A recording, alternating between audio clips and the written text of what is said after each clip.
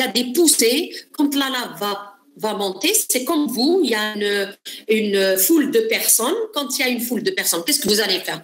Vous allez séparer les personnes entre elles, les pousser pour les mettre de côté pour que vous passiez vous-même. C'est ce qu'elle fait, la lave. Et en poussant ces personnes, si la poussée que vous exercez, elle est trop forte, qu'est-ce qui va arriver? Vous risquez même de faire tomber les personnes qui sont à côté. Les personnes qui sont à côté, au niveau de la géologie, ça sera les massifs rocheux, soit une montagne, deux montagnes, entre deux montagnes, etc. D'accord? Que je rentre les deux montagnes. Oui? C'est ça la cause des tremblements de terre. Parmi les causes du tremblement de terre, exactement, parmi les causes, d'accord? C'est la géodynamique interne, ça vient de l'intérieur de la Terre parce que ça bouge et donc ça a besoin de respirer. Et quand la lave va remonter, automatiquement, ça va pousser sur, comme la planète Terre, vous savez, c'est un ellipsoïde de révolution. Yeah. Donc, les continents, ils sont collés à la Terre, c'est l'écorce terrestre.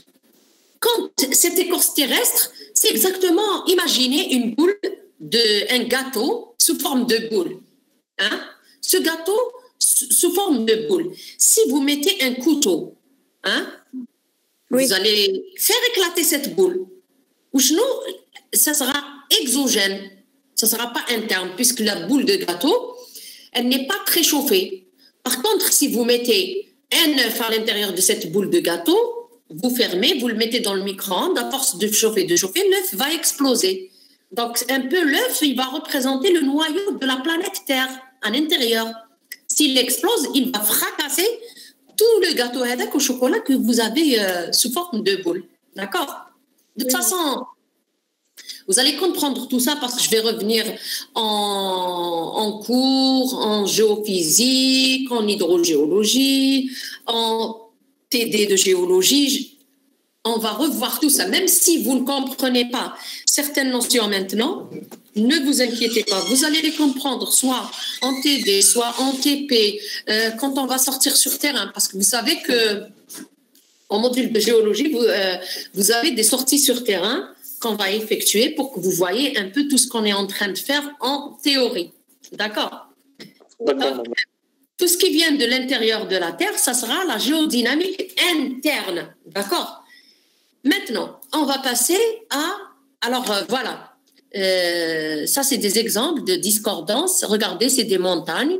Hein? Maintenant, vous voyez les vides qu'il y a entre une montagne et une autre, c'est des grandes failles. D'accord? Là, en bas, je vous ai mis la faille de San Andreas qui se trouve en Californie. Cette faille-là... Ok, là, j'ai la connexion. Est-ce que vous êtes là? Oui, madame. Oui. Très bien. Donc, la faille de San Andreas que vous voyez elle se trouve en Californie, aux États-Unis. C'est la continuité avec ce qu'on appelle l'accident sud-atlantique qui se trouve.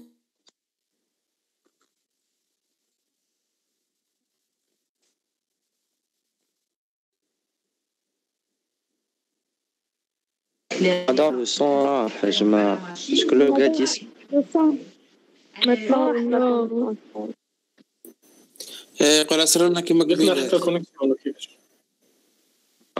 Comme ça.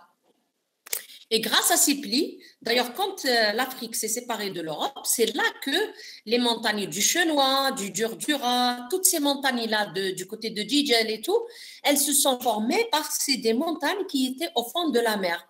Quand les deux continents se sont séparés, il y a une poussée. Cette poussée, elle a fait que ces formations, elles se sont déformées, elles ont donné naissance à des montagnes. Est-ce que c'est clair? Madame, oui. C'est quoi le rôle des plaques tectoniques sur... Alors, les plaques tectoniques, c'est quoi?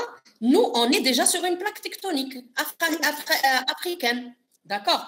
Une plaque, vous avez vu la planète Terre. Vous avez vu la planète Terre. Oui, madame.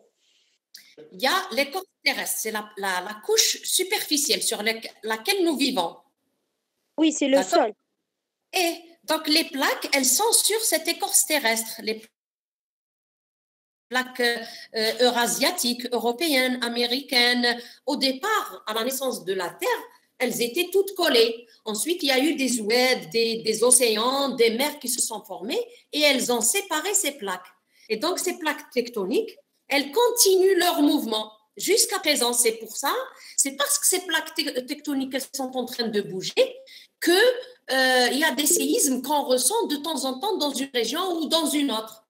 Par exemple, il y a le volcanisme qui continue du côté de l'Éthiopie. L'Éthiopie, il viendra un jour où elle va disparaître. Parce que pourquoi? À chaque fois, il y a la submersion de l'océan et de la mer dessus. D'accord? Elle se détache de l'Afrique. Elle est en train de se détacher de l'Afrique. Pourquoi? Parce qu'il y a une faille très, très importante qui passe et à travers cette faille, il y a du volcanisme qui se met en place. Mais Est-ce que vous êtes toujours là? Oui. Oui, madame. Mais ces plaques, ils prennent le chemin inverse maintenant. Parce que avant, l'Afrique et l'Europe, ils se sont séparés. Et maintenant, l'Afrique se... Oui. Maintenant, l'Afrique, elle remonte d'un centimètre tous les ans, vers l'Europe. Alors qu'avant, comment elle s'est formée la mer Méditerranée? Parce qu'elles se sont séparées. Et en se séparant, toutes les montagnes que vous avez sur le nord de l'Algérie, ainsi que sur le sud de l'Europe, du côté de Marseille et tout, le sud de l'Espagne, le Portugal et tout, ils étaient collés. Maintenant, ils se sont révélés au grand jour. C'est-à-dire, la mer s'est retirée, elle s'est mise et eux, ils ont été poussés pour donner naissance à la montagne. D'accord? Oui, madame. Je continue? Oui. Oui, madame. Alors là, c'est un exemple anticlinal. Vous allez voir en TD, je vais vous apprendre ce que c'est qu'un anticlinal, ce que c'est qu'un synclinal. L'anticlinal, c'est un bombement vers l'extérieur. Le synclinal, c'est une espèce de bassine. D'accord? Ça, on le verra en détail en TD. Alors, maintenant, jusqu'à présent, on avait parlé de la géodynamique interne. D'accord? C'est quoi la géodynamique interne? Elle est donc conditionnée par les mouvements qui sont de convection, qui sont à l'intérieur de la Terre, c'est-à-dire en dessous, à l'intérieur du manteau et du noyau terrestre. D'accord? Mais il y a d'autres mouvements, il y a une autre géodynamique qui est la géodynamique externe. Alors, la géodynamique externe étudie la structure et l'évolution des enveloppes externes de la Terre. D'ailleurs, si vous avez bien retenu la subdivision que j'avais faite des deux grands groupes de roches, on a les roches endogènes et les roches exogènes. Et dans les roches exogènes, on avait dit qu'il y avait les roches sédimentaires. Les roches sédimentaires, elles se forment en surface de la Terre. Donc, c'est suite au démantèlement des roches déjà existantes, qui existent. D'ailleurs, maintenant, il y a du vent. Ce vent, il va transporter des particules solides, le sable et tout. Ce sable, il peut devenir lui-même une action mécanique. D'accord? Et parmi ces actions mécaniques, vous allez voir, je vais vous lire tout ça et revenir sur les explications. Donc, la géodynamique externe étudie la structure et l'évolution des enveloppes externes, c'est-à-dire de toute la croûte externe de la Terre. Son domaine, et il n'y a pas que la croûte externe, vous allez voir même l'atmosphère, le sol, les oueds. Son domaine englobe tous les phénomènes dissipant une énergie qui provient plus ou moins directement du rayonnement solaire. Pourquoi elle est liée au rayonnement solaire? Parce que quand ça se réchauffe, automatiquement, si elle vient réchauffer, elle va perdre de son eau. Il y a de l'évaporation qui va se produire. Donc, si une pluie qui va tomber, la pluie va être acide. Elle va à tout, ça veut dire le froid et chaud. Converser un truc, chose de chaud, il va se fissurer. D'accord. Donc, dans ces fissures, c'est là que l'eau qui est acide, qui est riche en CO2, elle va s'arrêter à la roche. مدام الصوت يتقطع صوت يتقطع اليوم dans la compris. Là, tout à l'heure, on a vu la dynamique interne, مدام الصوت قاعد يتقطع dynamique. Madame. Tous, vous m'entendez tous? Kamel. Oui, madame, ما كانش. Oui, madame, Ok. كملي التعليم. Oui, Hein? Je continue. لا l'enveloppe. قطع مدام. يا هذا ما شو اسمه كامل مدام. يا قطع كاع ما نسمعوا مليح. Madame, il y a un problème avec le son. Je vais réexpliquer.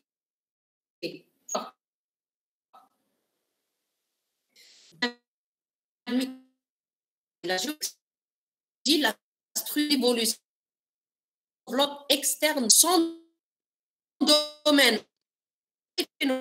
provient plus ou moins directement du rayonnement, que le rayonnement, il a une relation directe مدام كيف ما avec كيف Madame, ça se coupe, s'il vous plaît. son départ. مازال مدام Je Oui, madame. continue, mais je reviens toujours sur mes explications. مدام نسمعوا مدام كلهم 10 ونص. Madame. Oui. De toute façon, écoutez, lise ce cours et revenir sur. Je vais le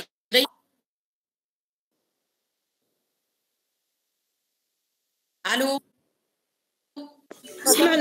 Madame, on n'arrive pas à... Allô?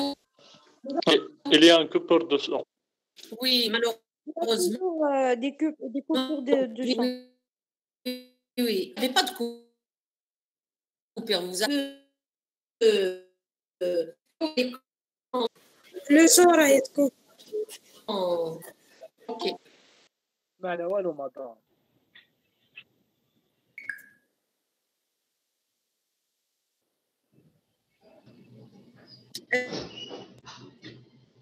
Est-ce que vous.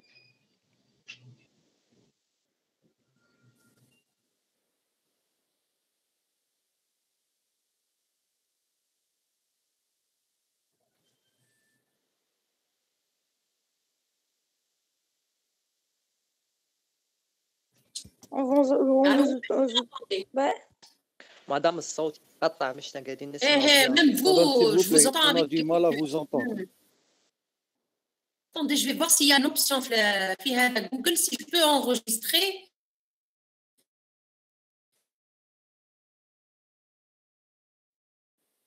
Il y a des points à droite normalement تبقى فيهم enregistré. Oui.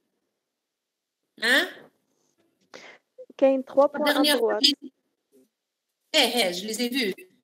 Mais alors. Attendez. Normalement تما كاين enregistré. Je ne l'ai pas.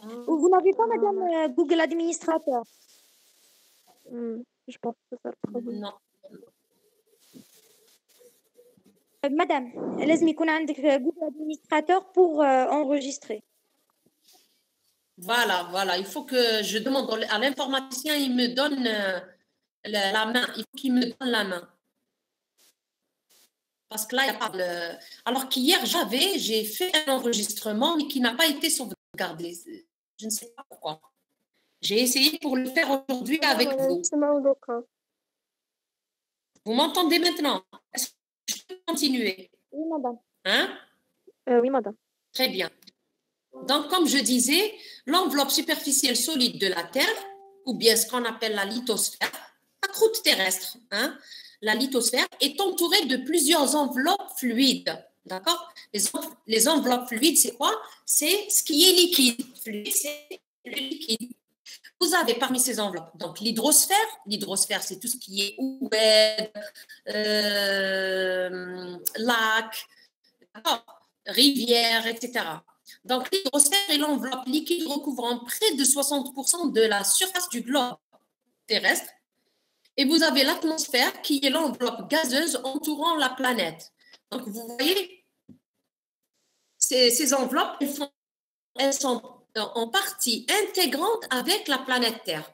Grâce à ces deux enveloppes, la vie a pu se développer sur la Terre. C'est-à-dire à tout l'oxygène qu'on respire, sinon les organismes végétaux et animaux ne peuvent pas vivre.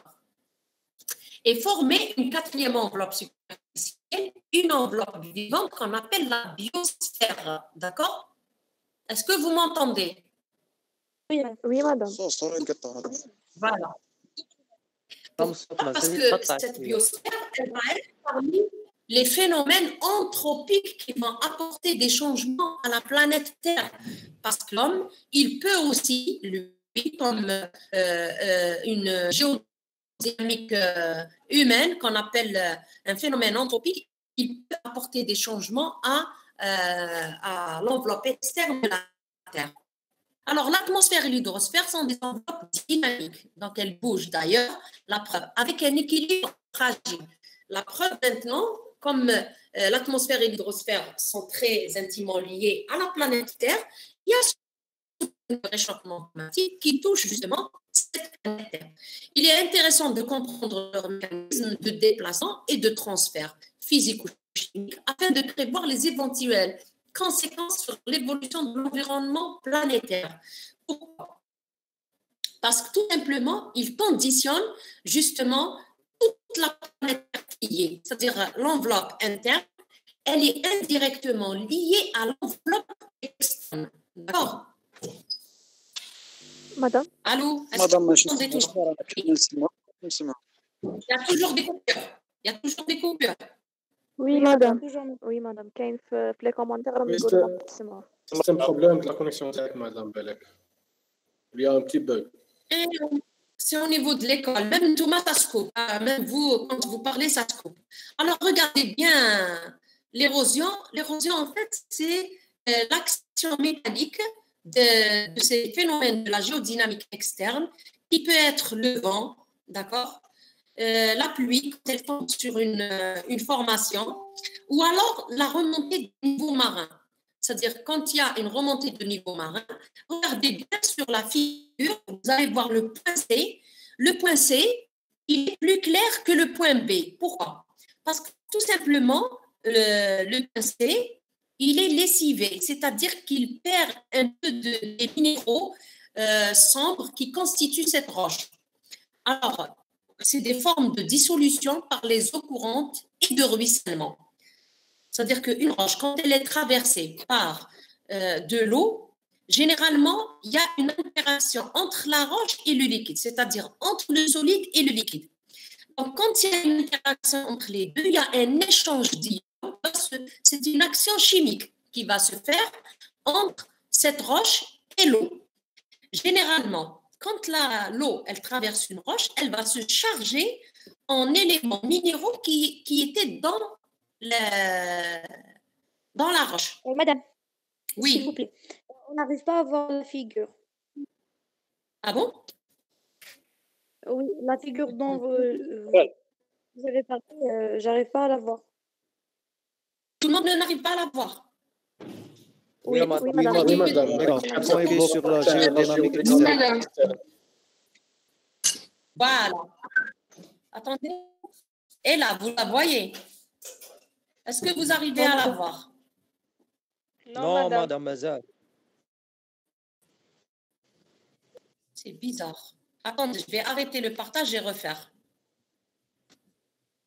Je vais repartager mon écran.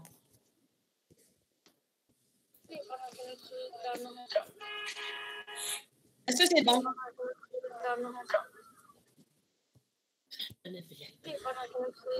Oui, madame, c'est bon. Maintenant, est-ce que vous la voyez? On arrive à voir le... Oui, madame. Non, pas encore. Très bien. Donc, c'est bien la figure. Allez, Mélissa, explique-moi un petit peu ce que vous avez compris de la figure. Normalement, je l'ai expliqué. Regardez bien, lisez ce qui est écrit sur la figure. Allez-y. Ah, madame. Madame, أنا نشوف والو. مدام أنا في لاباج تاع الميت. Et comment ça se fait? Pourquoi de partager mon écran, hein? Madame, il y a la page du Meet, genre, t'es pas dans le cours. Oui, oui. Et maintenant? Non? Non, toujours pas. Non. Et pourtant, il me dit, j'arrête la présentation, je vais refaire ce que vous êtes 67. Allez, l'intégralité de l'écran, je clique dessus, partager. Votre écran est partagé par le biais de l'application Meet. Et maintenant? Oui, madame, l'écran est Est-ce que partagé, mais madame, ما تخلصيش في الكور. Oui, مدام exactement. انا نشوفوا الاكرون تاعك vous avez partagé l'écran mais ما نشوفوش les figures de cours. Oui, justement, la figure, elle n'est pas Wallahi. visible. Si, depuis tout à l'heure, c'est ce que j'ai fait. Je suis en train de faire la Madame, même cliquez chose. sur le PDF, s'il vous plaît. Aïe. Est-ce que vous voyez là? M'sbak wala mklikia. Allez. Est-ce que vous C'est bon, voyez madame. maintenant? Non. Oui, c'est bon, c'est bon, Oui, c'est bon. madame. Oui, oui. Voilà. Allez-y. Alors, Mélissa, lisez-moi ce qui est écrit sur le PDF. L'érosion, forme de dissolution par les eaux courantes et de ruissellement en vue générale de la paroi. Madame, c'est pas vraiment les voilà, paroi calcaire Voilà, c'est sur, des calcaires. Hein? surplombant la rivière Fitzroy, Australie. La partie inférieure, blanche, est régulièrement inondée par les crues de la rivière. Les crues de la rivière. Les crues. Oui, les crues de la rivière. Voilà. Alors que la partie supérieure est toujours exondée. Des formes de dissolution différentes en résultant la pièce, La pièce B. Verticaux dans la partie supérieure de la paroi et cupule dans la partie inférieure. Voilà. Qu'est-ce que vous avez compris de cette figure? Qu'est-ce que vous avez compris? J'ai compris que le ruissellement ou l'eau courante. La rivière. Parce que Voilà. c'est une rivière. Les cours d'eau. C'est des cours d'eau. Voilà. Les cours d'eau ont laissé leurs traces sur ces montagnes. Par exemple, les rivières. Par exemple, les rivières et tout ont laissé des traces sur ces montagnes. Je vais vous expliquer. Vous avez un peu compris. Regardez, il y a une rivière en Australie. Ça, c'est un exemple. Cette rivière, elle est régulièrement inondée. Inondée, ça veut dire que le niveau de la rivière, il remonte.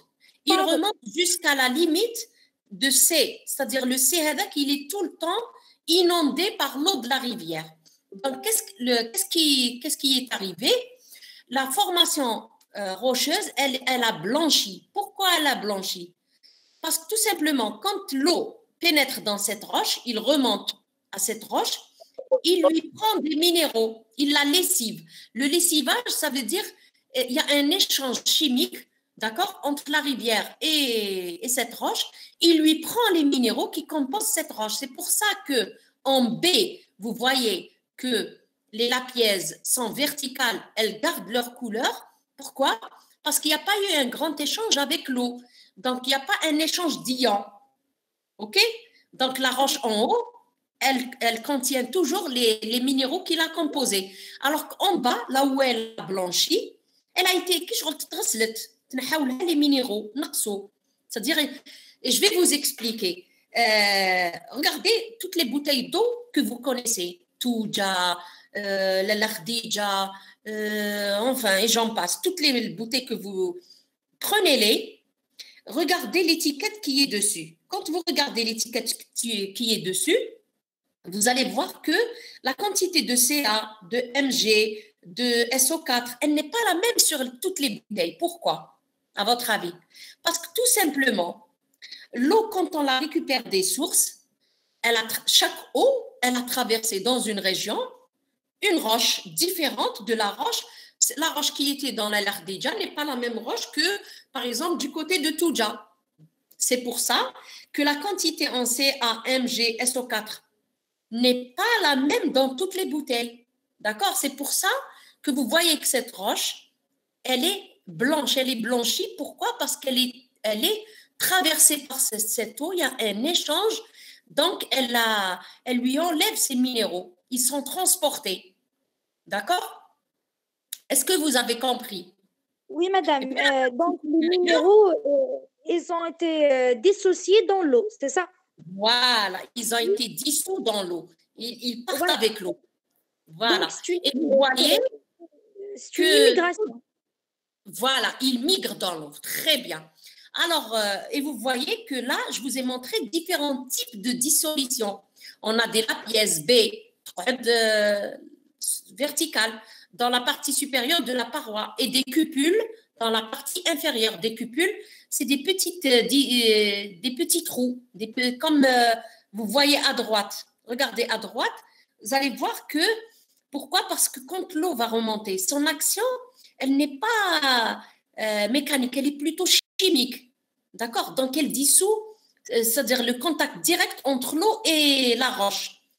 Par contre, en haut, les lapièzes, ils sont lents parce que quand ces fissures, elles sont traversées par l'eau de pluie qui vient d'une hauteur plus grande. Donc, il y a une certaine action mécanique aussi. C'est-à-dire que là, il n'y a pas que l'eau qui va attaquer la roche, il y a aussi le vent. Et le vent, si je suis dans une région, ce vent, il transporte des particules solides, il va avoir une action mécanique corrosive. D'accord? Et si vous avez vu déjà des roches au niveau du Sahara, dans le Sahara, on a des roches qui sont dures, mais qui présentent des formes, on dirait qu'elles ont été sculptées par l'homme. Pourquoi? Parce que le vent, quand il souffle, il transporte des particules de sable. Et le sable, vous allez voir après dans l'échelle de Mohs, je vais vous expliquer l'échelle de Mohs. Dans l'échelle de Mohs, oui, le sable, il a une dureté équivalente à celle d'un couteau. Vous avez vu le couteau, le bon couteau, pas le couteau chinois, un couteau de cuisine de très bonne qualité. Eh bien, le sable, les graines de sable, ils ont la dureté de ce couteau-là qui est de l'ordre de 6 à 6,5 sur l'échelle de Mohs. D'accord? Oui, Madame, ايش تمشي عربية؟ Ah là, moi je ne peux pas expliquer en arabe parce que je ne sais pas expliquer en arabe. شوية عربية madame. C'est des étudiants. Merci. Alors, en arabe, là, je ne sais pas expliquer en arabe, je ne vous cache pas. Moi, j'ai fait mes études en français et les cours à l'ENSH sont dispensés en français. Et là, je vais vous conseiller aussi d'apprendre même l'anglais parce qu'il viendra un jour où vous allez être, Inch'Allah, des chercheurs, vous allez exposer vos travaux de recherche et ça sera beaucoup plus en anglais. Alors maintenant, si je vous explique en arabe, déjà, je ne sais pas très bien m'exprimer en arabe. Comment expliquer tout ça en arabe? Je vais vous induire en erreur. Donc, je préfère que vous fassiez l'effort de comprendre. Si vous n'avez pas compris, je réexplique. De toute façon, quand on se verra en présentiel, je vous ferai même des schémas. Je vais vous récapituler tout ça. On va sortir sur le terrain. Vous allez voir sur le terrain aussi beaucoup de choses qui vont vous aider. D'accord? OK? Je suis désolée, je ne peux pas expliquer en arabe parce que j'ai fait mes études en français et ça ne vous aidera pas si je vous explique en arabe. Ce n'est pas bon pour vous. Au lieu d'améliorer votre niveau, vous allez le catastropher. D'accord? Je suis en cours. Après, je te rappelle, une fois que j'aurai fini le cours. D'accord? OK? Alors, qui m'a dit parler en arabe? Allô? Est-ce que vous êtes là? Mélissa, réponds-moi. Oui, madame, on est là. Vous êtes là? Oui. Très bien. Donc, je vais même essayer de vous emmener dans des endroits où il y a ce genre de formation, après. D'accord? Est-ce que vous voyez toujours l'écran? Je continue. Oui, madame. Je continue. Oui, madame. Je vais vous raconter, avant de passer au cours, je vais discuter un petit peu avec vous. Je vais vous raconter une histoire. Alors, moi, j'enseigne en première année second cycle le cours de géologie et d'hydrogéologie, d'accord? Et en deuxième année, je vais vous avoir dans le cours de communication. Alors, il y a 3 ans de ça, il y avait une étudiante qui me disait « Madame, je ne comprends rien en français. En cours de communication, tu lui avais donné un sujet, tu lui avais demandé de l'exposer en français. Elle a pleuré, oui madame, je ne sais pas parler en français, je comprends un petit peu. Vous savez que je l'ai forcée, je lui ai dit, tu te débrouilles, tu vas exposer en français. Je vous assure que je lui ai donné 1 mois. Au bout d'1 mois, elle était tellement acharnée, elle a fait des cours, je ne sais pas comment elle s'est débrouillée. Je vous assure que quand elle m'a présenté son projet, elle a eu une très très bonne note. Elle a fourni l'effort et elle a fini par réussir. D'accord? Oui, madame, c'est une question de volonté, c'est ça? C'est une question de volonté. Vos études sont en français. Vous allez soutenir votre ingénierat en français, vos masters en français. Madame, Donc, si j'accepte, est-ce que le jour de la soutenance, vous allez me parler en arabe de la rue? Non. مدام Oui, madame, من 3 حنايا سنين عرب. من بعد 3 سنين Français déjà, لا moi, ميموار je نكتبها بالانجلي. Quand vous êtes venu à déjà l'école, on vous a français, dit là, غادي disparaît, كاع madame. comment? Déjà, نهضر en anglais, ما غاش en français. معليش mais ça غير viendra. حنايا راه مازال لا فرنسا مسيطرة علينا. Non, non, vous allez, tout le programme de l'ENSH, si vous avez remarqué, il est fait en français. On doit enseigner en français. Jusqu'à présent, ça sera en français, ça continuera jusqu'à مدام nouvelle. هما ما قصدوش بانك تعاودي تشرحي كلش بالعربيه، هما قصدوا حتى إيه. كاين شي كلمات ما يفهموهمش برك يحتاجوا شويه شرح بالعربيه، ما قصدوش بانهم تعاودي كلش بالعربيه. هذه هي. Je vais essayer, je ne vous promets rien, je vais essayer. D'accord? Alors, je vais essayer, je vais voir. Donc, il y a les formations que vous voyez, l'érosion, c'est quoi? L'érosion, et voilà, je ne sais pas comment dire l'érosion en arabe. الجراف. Injera fi turba. D'accord. Là, il y a les images que vous avez vues. En fait, je ne sais pas comment dire le hijra. Madame. Ce ne sera pas possible. Vous devez faire l'effort parce que vous allez soutenir en français votre ingénierat. Faites un effort. Madame, l'étude d'ingénieur est faite en français et en Algérie depuis l'indépendance. Ça ne va pas Voilà. changer. C'est ça. Donc, c'est pas de ma faute. والله باسكو في السيلة سوتناو نورمال اون انجلي هذا العام اذا سمعت بها. بصحتهم s'ils maîtrisent l'anglais. مي حنايا نقراو en français يا جماعة. معليش Eh ما ben, ينفعش C'est pas le problème français on arrête, je continue. Alors, maintenant, qu'est-ce qu'on a vu auparavant? Donc, on a vu la paléontologie, qui est l'étude des fossiles. On a vu la géologie structurale, d'accord? Dans laquelle nous avons vu, on vient de terminer la géodynamique interne et la géodynamique externe. Maintenant, on passe à la géologie historique ou stratigraphie.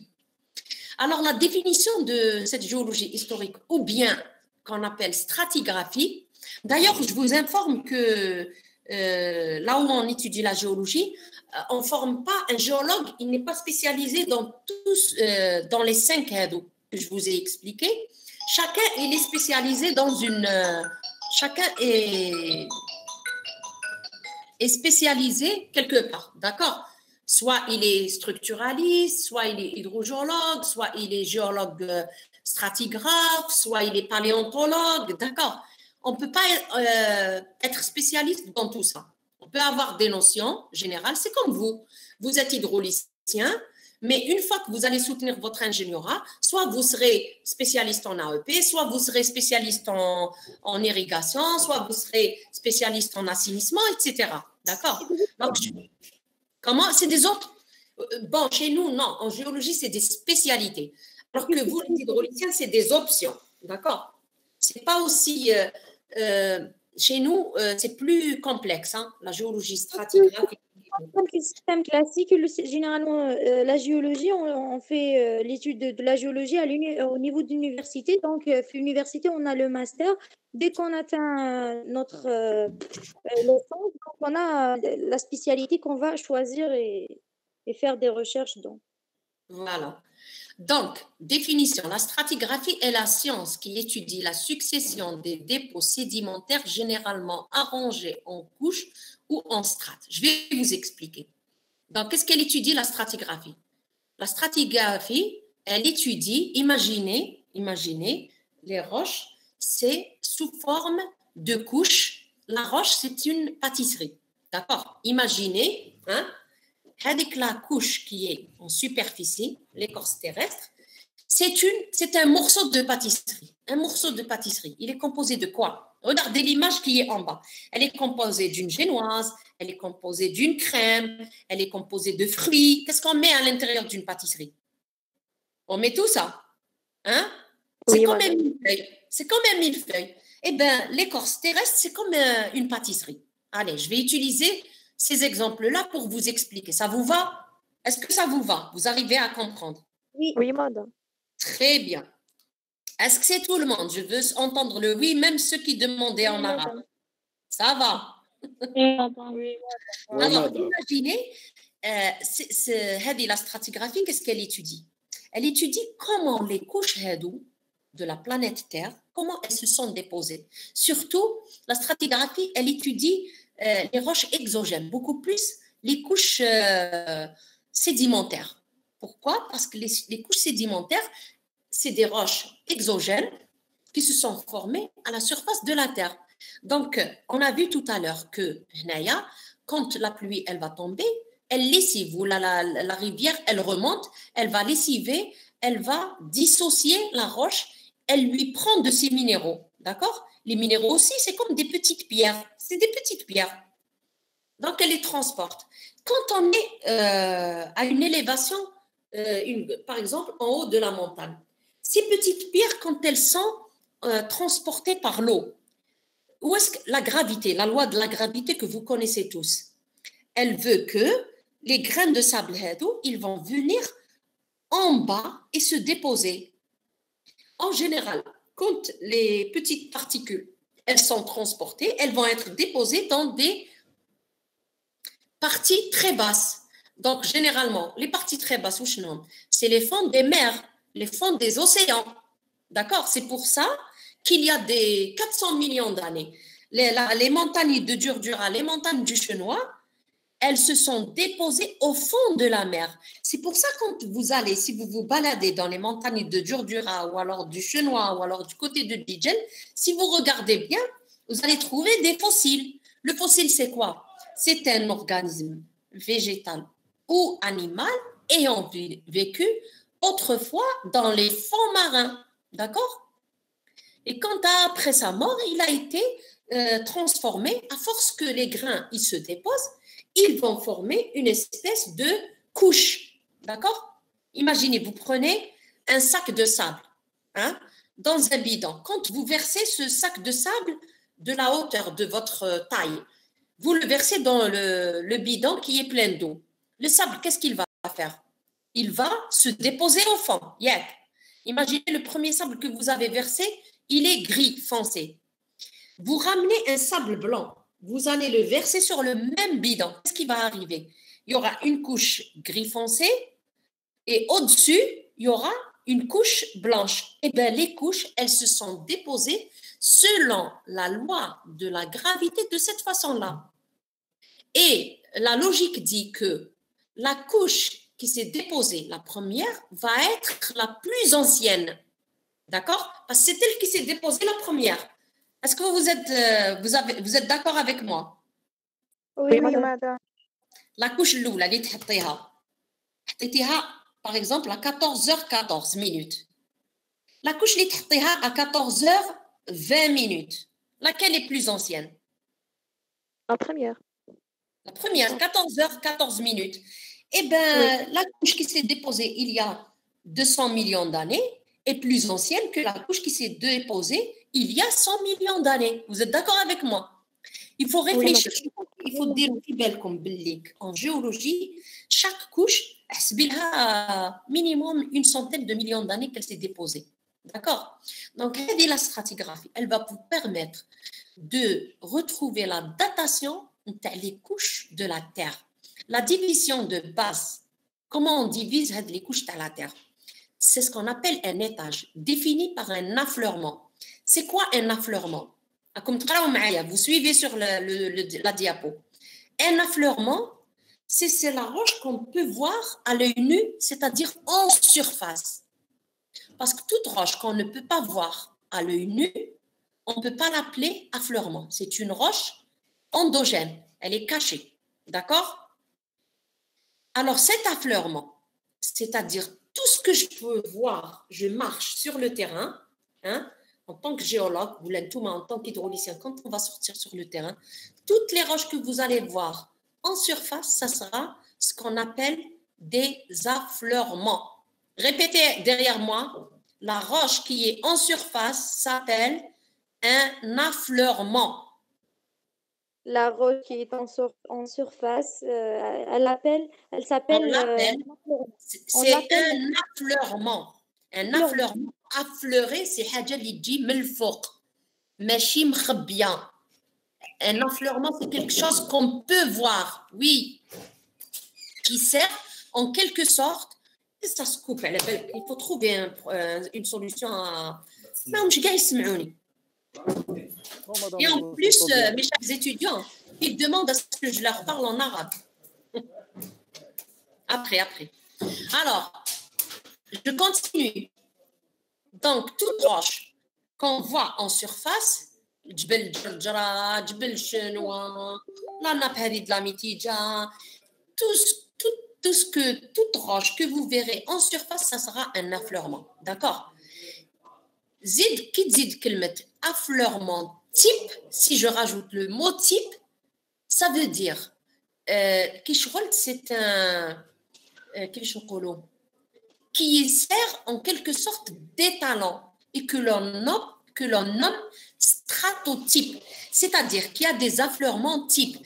Vous vous rappelez ce matin, je vous ai expliqué les fossiles. Il y a des fossiles qui, par exemple, un dinosaure. Le dinosaure, le fossile d'un dinosaure, c'est ce qu'on appelle un affleurement type. Parce que là, quand je trouve un dinosaure, la roche, si on me demande de lui donner un âge, je vais dire directement, c'est une formation du Jurassique. D'accord? Est-ce que vous êtes d'accord? Oui, madame. Donc, les dinosaures, ils ont vécu à la période du Jurassique et donc je peux lui donner un âge, par exemple de 250 millions d'années ou 300 millions d'années, etc. D'accord? Donc, les stratigraphes, ils utilisent justement les fossiles pour dater, pour donner un âge. Ils utilisent aussi certaines formations pour dater les roches. Alors, le nom de l'étage est le plus souvent dérivé de celui d'un lieu géographique. Par exemple, une roche, on l'a trouvée, la Mitidja. Par exemple, la Blida, elle se trouve sur la nappe de la Mitidja. C'est une formation géologique qui s'appelle la Mitidja. C'est la Mitidja parce que la région, c'est la région de la Mitidja. La formation, elle peut prendre aussi le nom du chercheur, le chercheur qui l'a découvert. D'accord? Donc, et on lui rajoute le suffixe ien, le cambrien, le cénomanien, d'accord? Nzidou ien. Pour, quand je rajoute ien, il s'agit d'un étage géologique, d'accord? Alors, on بعد من l'étage نطلعوا عندك l'étage on بعد كاين كي تحكم plusieurs étages il va former une série ou une époque. D'accord? Les étages, je vais vous les donner. Hein? D'accord? Je vais vous l'envoyer par email. Ou vous pouvez, fi Google, dire les étages. Vous mettez fi Google, étage géologique. Géologique, il y a tel comme comment il se. C'est-à-dire plusieurs étages, il vous donne une série ou bien une époque. En fait, plusieurs séries vont former un système ou une période. Tantôt, on remonte de l'étage, où il ne bien. On aura plusieurs étages, ils forment une série. Plusieurs séries, elles forment une période. Et plusieurs systèmes forment un érathème ou une ère. C'est pour ça qu'on a 4 ères. Nous avons le primaire, le secondaire, le tertiaire et le quaternaire qui est le plus récent. D'accord? Est-ce que vous suivez? Oui, mais madame, Oui. Oui. Les trois couches extérieures par rapport à la première couche, ils ont été formés la première couche. Par exemple, donc, avant des milliers d'années, il n'y a qu'une seule, Non, qu'une seule couche qui il y a existe. plusieurs couches. Il y a une multitude de couches. D'accord? Il faut imaginer la planète Terre, elle existe depuis presque 4 milliards d'années. Hein? Donc, vous imaginez un peu qu'est-ce qui s'est passé sur la planète Terre.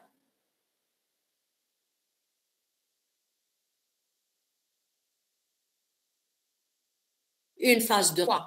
C'est le continent africain, américain, européen, asiatique, ils étaient comme collés. Ils n'étaient pas beaux. D'accord? Quand il y a eu des phases de refroidissement, après le refroidissement. Quoi? Qui fait-je? Supercontinent. لا supercontinent. Le nom تاعها Pangée ولا كيفاش؟ La Pangée. Bekri كانت une boule de feu.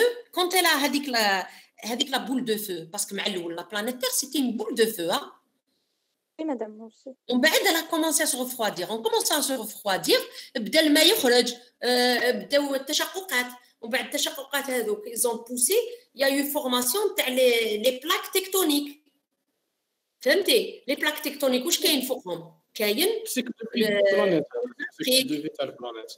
Voilà. بعد بدات يتفورماو كامل les continents que vous connaissez. L'Asie, l'Afrique, l'Amérique, etc. D'accord? Oui, madame. Oui, madame. Donc, elles se sont formées après refroidissement. Madame, il y a eu donc, ce qui est... Oui. Vous êtes dans la page 17? D'accord. Merci. Je suis toujours... راني نقرا لكم مازال ما لحقتش datation relative. راني في les systèmes comment ils ont été subdivisés. D'accord? Oui, merci. De rien.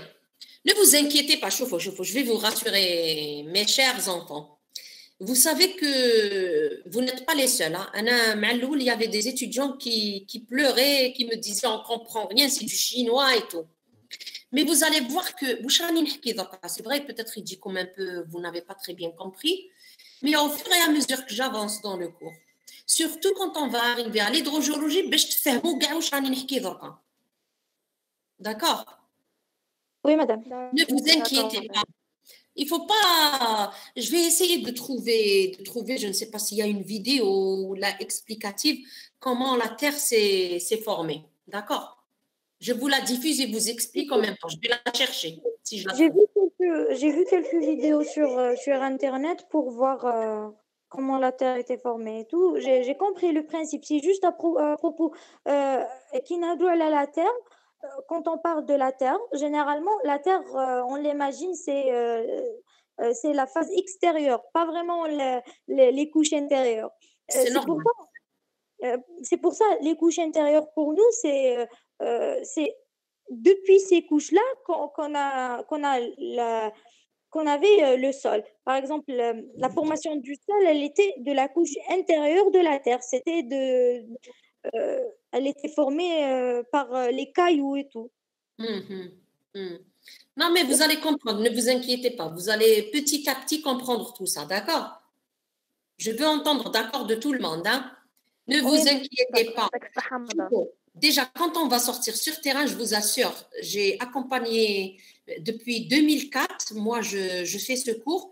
Et quand je sors sur le terrain, les étudiants, quand on revient du terrain, ils pleurent, ils me disent « Ah, madame, sincèrement, si on savait, on aurait fait géologie. » Tellement ils adorent c'est-à-dire à travers la sortie sur terrain, vous allez comprendre mieux les choses et tout. Je vous rassure que vous allez adorer après. D'accord? Maintenant, pourquoi? Parce que maintenant, vous avez beaucoup de termes nouveaux. et par exemple le suffixien, l'étage, stratotype, stratigraphie. C'est vrai que c'est trop de nouveaux mots. Et c'est tout à fait normal, ne vous inquiétez pas. Ça ne veut pas dire que vous êtes bête ou là que vous ne comprenez pas ou là que vous n'êtes pas intelligent. Au contraire, vous allez voir, vous allez l'adorer après. D'accord? Allez, il est 15 heures. Hein? Vous avez un autre cours après. Vous avez un autre cours après. Non, madame. Non, madame, il a été reporté. Ah, d'accord. C'est lequel? C'est quel cours? Géodésie. Géodésie. D'accord. Madame, s'il vous plaît, je n'ai pas trouvé le cours sur Moodle. Il est sur Moodle, je l'ai mis. Hein? Je l'ai mis. Malheureusement, je ne l'ai pas trouvé. Sur Moodle, là, si, je l'ai mis. شوفي je vais le reposter, je vais le revérifier ولا نبعثه لكم دركا par mail. Je vais essayer de le... Allez, je vous embrasse. Allez, au revoir. Au revoir. يعطيك الصحة مدام، بارك الله فيك.